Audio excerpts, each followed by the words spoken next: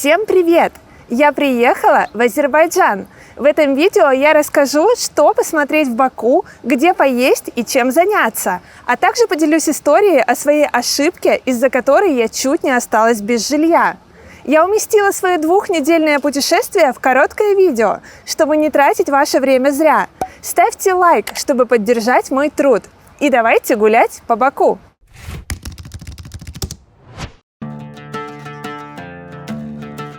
Азербайджан – удивительная страна, где прекрасно уживаются две культуры – восточная и западная. Местные жители по-настоящему гостеприимны, они искренне рады туристам.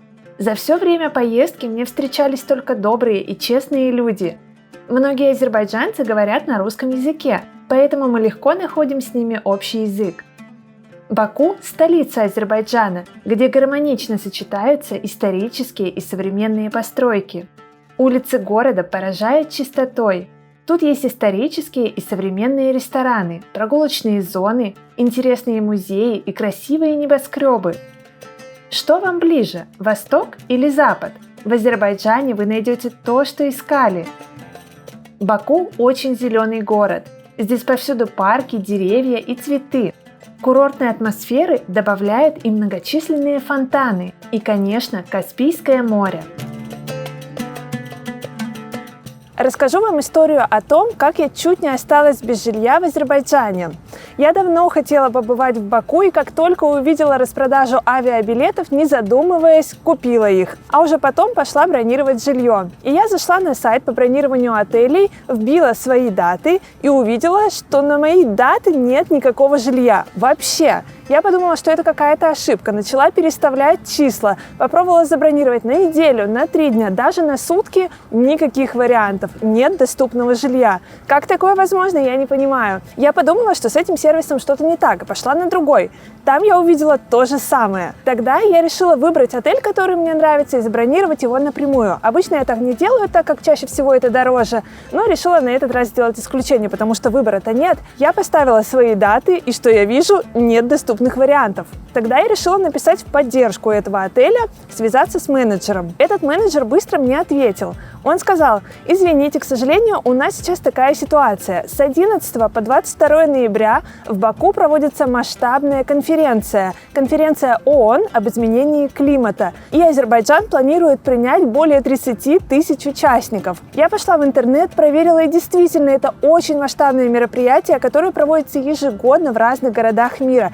И на этот раз выпало Баку. Оказалось, что отели Баку задействованы не только для того, чтобы разместить этих участников, но и для того, чтобы проводить в них мероприятия на этой конференции. Тогда я решила найти выход и забронировать апартаменты. Иногда я так делаю. И очень хорошо, что я занялась этим вопросом за 2 месяца до поездки, потому что когда я зашла на сайт по бронированию апартаментов, я увидела, что многие хозяева уже подняли цены, и они стали очень высокими. И все же мне удалось найти вариант с отличным расположением. Эта квартира находится рядом с площадью фонтанов в Баку, совсем неподалеку от старого города. Конечно, эта квартира оказалась не шикарной, в достаточно стареньком доме, но она стоила $50 в сутки. И сама квартира оказалась чистой, просторной, совсем необходимым. Конечно, за такой вариант я сразу ухватилась, и хозяин оказался очень порядочным. Он бы мог отменить мою бронь, повысить цены, как сделали многие другие, но он этого не сделал, огромное ему спасибо. В описании под видео я оставлю вам ссылочку на эту квартиру, потому что в целом вариант неплохой. А мою историю возьмите на заметку. Если вы увидели какую-то распродажу авиабилетов, не спешите хватать их в ту же секунду. Зайдите на какой-нибудь сервис и проверьте, есть ли доступное жилье. Вдруг в это же время проводится какое-то масштабное мероприятие. В том же Баку, например, бывают не только вот такие конференции, но и знаменитые мероприятия Формула-1. Тогда жилье тоже стоит очень дорого. Если бы я не занялась поиском жилья вовремя, то могла бы остаться вообще без него или бронировать его по очень-очень высокой цене. Так что берите на заметку, учитесь на моих, а не на своих ошибках.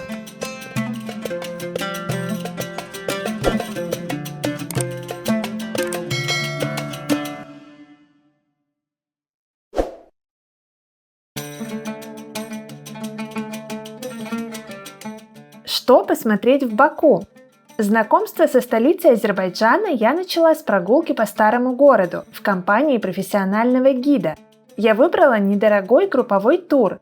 Всего туристов на этой экскурсии оказалось 4. Это было удобно. Мне все понравилось, поэтому в описании под видео оставлю для вас ссылочку. Историческую часть Баку называют старым городом или Ичири-Шехер.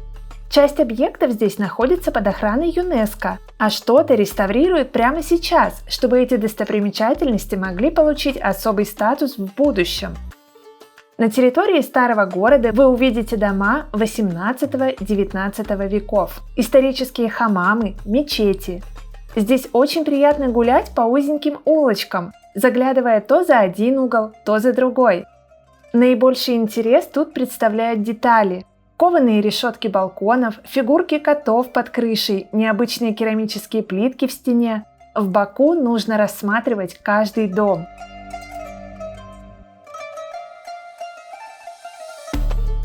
Все объекты старого города, за исключением музеев, можно осмотреть бесплатно. Гуляя по этим местам, вы можете проследить историю Азербайджана и ощутить тот самый восточный колорит.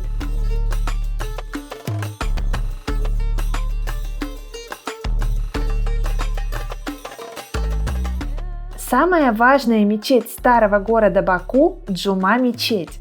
Она ведет свою историю с XII века и отличается красивым входом с резным орнаментом. Важный объект старого города – Девичья башня. Древняя крепостная постройка отлично сохранилась. По сей день она носит статус неприступного сооружения. Наверху находится смотровая площадка, а сама башня окутана легендами, о которых вы услышите на экскурсии. Многие уроженцы СССР стремятся отыскать в Баку место съемок эпизодов фильма «Бриллиантовая рука» и поскользнуться, как его главные герои. Рядом находится кафе «Черт побери». Интересно, что в исторической части Баку по-прежнему живут люди. Гуляя по лабиринтам узких улочек старого города, вы увидите, что здесь течет обычная жизнь. В этом тоже есть свое очарование. Если вы любите изучать историю, зайдите в музей «Дворец Ширваншахов». Цена билета 15 манат. Этот дворец построен в XII-XV веках. Некогда здесь жили правители средневекового государства Ширвана. Баку был его столицей. Тут вы увидите предметы дворцового быта и экспозиции, посвященные истории Азербайджана. Комплекс состоит из самого дворца, хамама и мечети. Все это интересно рассмотреть.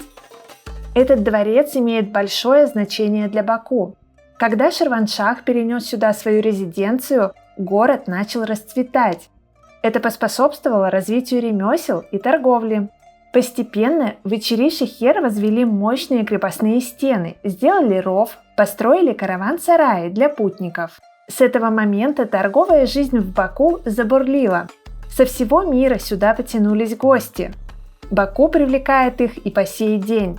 Только теперь это не торговцы, а туристы, которые хотят прикоснуться к истории, насладиться восточным колоритом и знаменитым гостеприимством и просто погулять по очаровательным улочкам.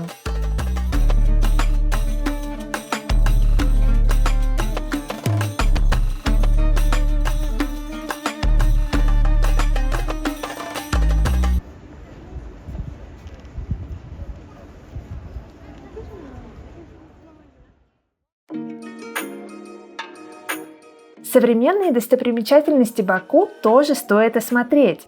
Они не нарушают гармонию города и, конечно, вызывают восхищение.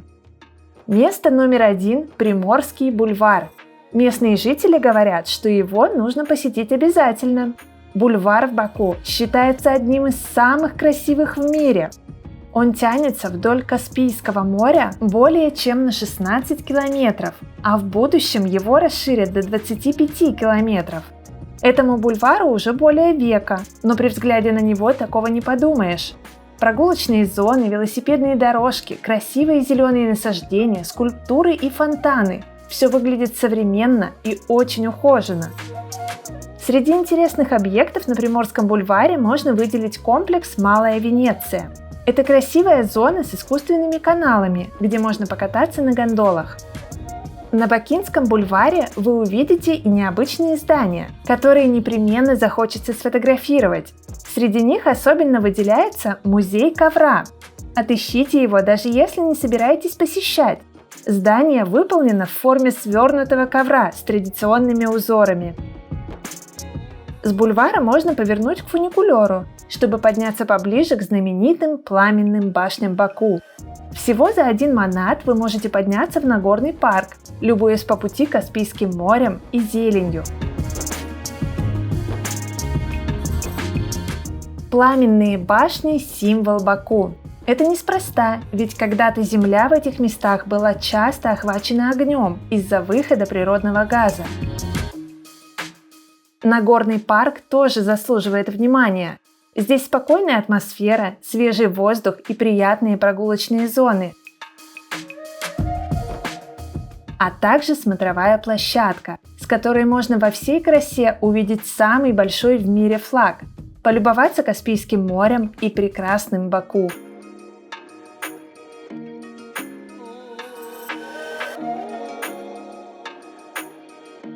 Еще одна современная достопримечательность – центр Гейдара Алиева. Футуристическое сооружение спроектировала известный архитектор Заха Хадид. Плавные изгибы, белый цвет, изящные переходы. Не зря конструкцию даже сравнивают с воздушной юбкой Мерлин Монро. Внутри находится музей бывшего президента Азербайджана Гейдара Алиева. Также здесь проходят различные выставки. Гулять по любой части Баку очень приятно. Зеленые парки с прогулочными зонами, огромное число необычных фонтанов и фантастическая чистота. Этот город по-настоящему красивый и комфортный.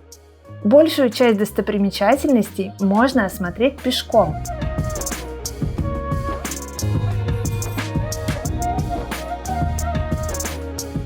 Где поесть в Баку? Я побывала во многих ресторанах, расскажу о тех, что запомнились больше всего. Первый ресторан называется «Ассюд». Это современное заведение. Здесь турецкая и азербайджанская кухня. Я заказывала завтрак, который состоит из множества тарелочек с закусками и горячими блюдами из яиц. Очень вкусно! Второе заведение, которое я отмечу – исторический ресторан «Наргиз». Он работает с 1987 года. Здесь национальная кухня и аутентичный интерьер. Меню обширное. На мой взгляд, готовят очень вкусно. И цены приятные. Здесь же можно бесплатно сделать фото в национальных костюмах с саблями. В Баку полно ресторанов международной кухни, а также кофеен. Среди них выделю кафе Friends, созданное по мотивам сериала «Друзья». Интерьер, как в той самой центральной кофейне. За вкусным кофе загляните в The Bagel Bar. Это сетевая кофейня, где также можно полноценно поесть или взять десерт.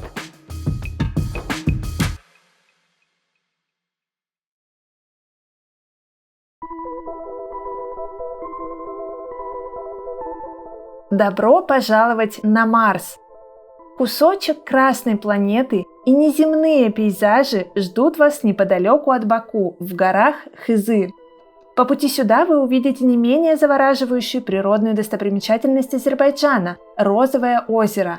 Особые водоросли придают ему красивый пигмент, из-за чего оно кажется инопланетным. Окрестности Баку я осматривала на индивидуальной экскурсии. За несколько часов мы увидели красивейшие места. Мне все понравилось, поэтому в описании под видео оставляю вам ссылочку на своего гида в Баку. Вы можете посмотреть подробное описание тура, почитать отзывы туристов и заказать эту или другие экскурсии. На нашей планете озера и горы таких цветов встречаются крайне редко. Их можно пересчитать по пальцам. Конечно, мне захотелось побывать в этих местах.